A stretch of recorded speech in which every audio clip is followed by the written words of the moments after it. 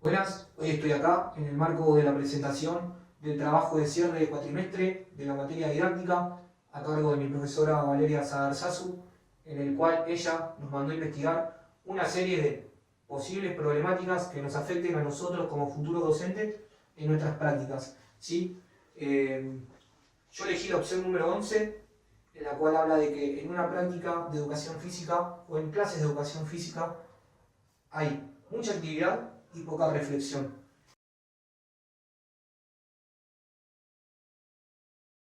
Bueno, ahora voy a explicar el norte de mi brújula. A consecuencia de lo propuesto en el centro, vemos cómo los docentes lamentablemente van fundamentando sus clases y sus prácticas en pos a la repetición sistemática de ejercicios coordinativos, motrices, físicos, coordinativos y cognitivos, perdón por repetir coordinativos.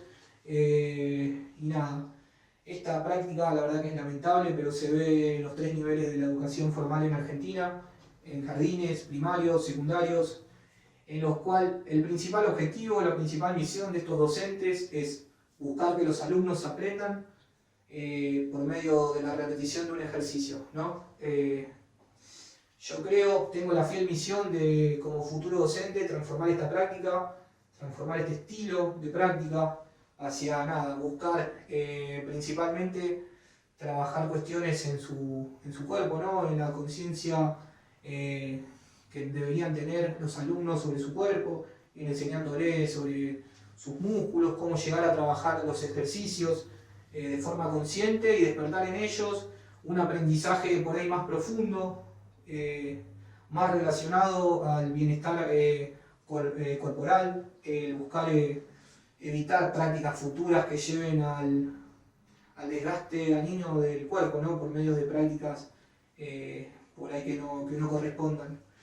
Es por eso, y como pie, que puedo tomar el concepto de la doctora Edith Litwin en el libro de ella de El oficio de enseñar, en el cual habla de cómo se transformó el estilo de enseñanza, ¿no? Acerca por allá en los años 60 o 70, cuando se dejó de comprender a un alumno como alguien que se sienta y una persona le puede llegar a transmitir el conocimiento, a cómo esa persona, ¿no? El estudiante relaciona el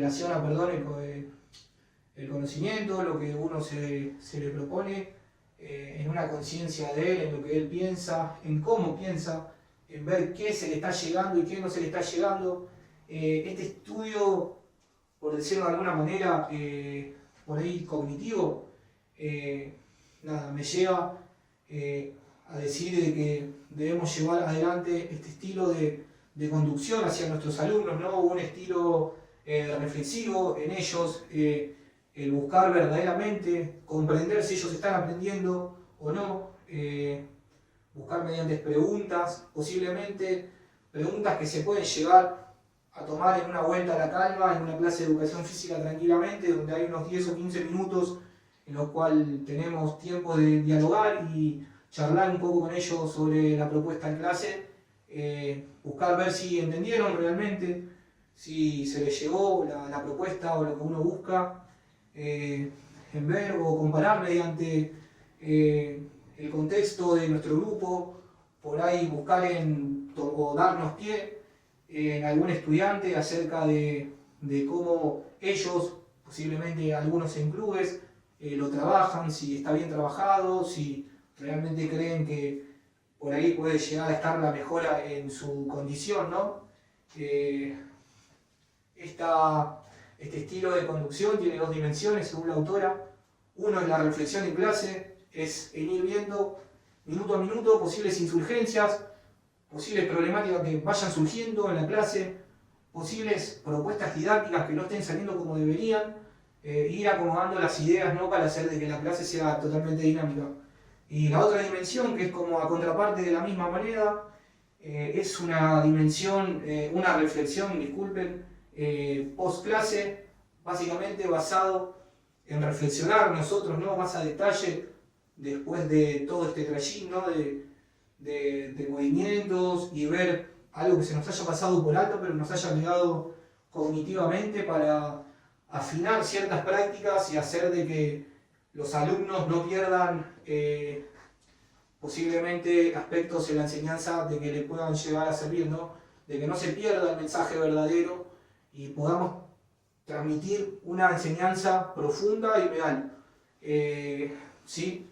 Ya que otro aspecto clave, un fragmento del libro de la doctora Vicini, Los métodos de enseñanza, nos propone a la enseñanza como promotora, ¿no?, de resultados en el aprendizaje y transmitir conocimientos, habilidades y capacidades y los modos de relación considerados válidos y éticamente sostenibles, ¿no? Eso viene a contrapartida de buscar éticamente de que los alumnos aprendan.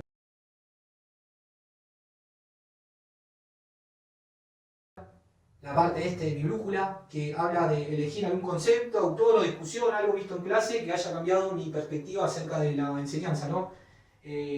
La verdad que no llevo mucho tiempo en esto de estudiar la enseñanza, ¿no? Es mi primer año. Sí me llevo algunas cuestiones de mi profesora, de Valeria, no por ser, no por buscar una nota, ¿no? Pero me llevo una práctica que ella tomó una vez que se enojó con el grupo por diferentes problemáticas, en el cual ella transformó su visión hacia nosotros, y creo que eso me hizo reflexionar, como si fuera una estrategia de borde, o comparándolo con la didáctica, tomó esta estrategia para cambiar su perspectiva hacia nuestro grupo, todo nuestro curso, nos planteó 2 pruebas, 2 parciales escritos, y creo que eso me hizo cambiar mi mirada con respecto a la enseñanza, ¿no? En cómo, si llegás a un extremo, podés llegar a cambiar la perspectiva de los alumnos.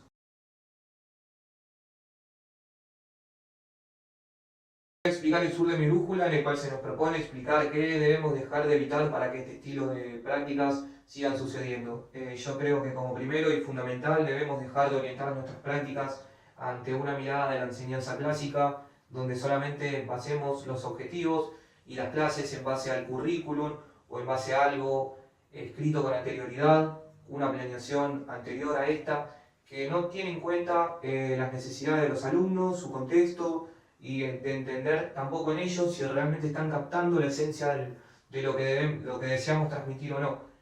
Otro aspecto significativo que yo creo esencial dejar de evitar es esto, ¿no? La repetición sistemática de ejercicios en la cual no hay una enseñanza verdadera, significativa y real en los alumnos, sino que ellos, por medio de la socialización o por medio de ver cómo sus compañeros resuelven los objetivos o los ejercicios planteados, van entendiendo a medias cómo realizar el objetivo o cómo realizar el ejercicio sin tener en cuenta o sin llegar a una verdadera práctica de enseñanza significativa y duradera en ellos. Y un aspecto que no es posiblemente un riesgo a priori, es la de utilizar estrategias de borde para contrarrestar esto, ¿no? Utilizar la mediación por medio de estrategias lúdicas, prácticas, divertidas en los alumnos, para buscar de que ellos vuelvan a retomar su fe en la enseñanza o sigan creyendo en nuestros objetivos, ¿no? Por ahí el riesgo, yo tomo esto a la mesa, ya que si nos abusamos mucho de este estilo de mediación, posiblemente nos alejemos del eje de enseñanza, nos alejemos del currículum.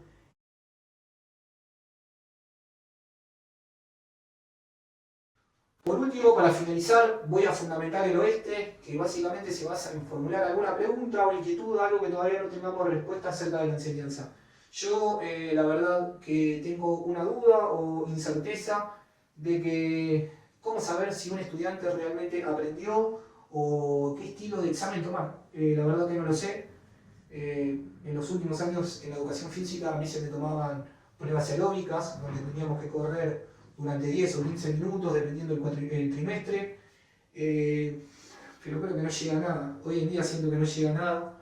Por ahí buscar alguna prueba física más a detalle, ¿no? Por ahí buscar algunas pruebas de salto, resistencia, pero es algo que todavía no le encuentro respuesta y creo que nadie tiene respuesta hoy en día, ni yo ni ninguno de los profesores de educación física, el cómo evaluar a los alumnos.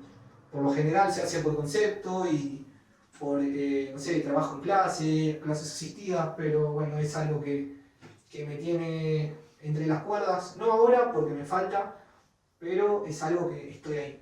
Y bueno, nada, eso es todo. Acá comprendimos las 4 partes de la brújula con el centro 5. Nada, espero que esté bien y que sigan bien.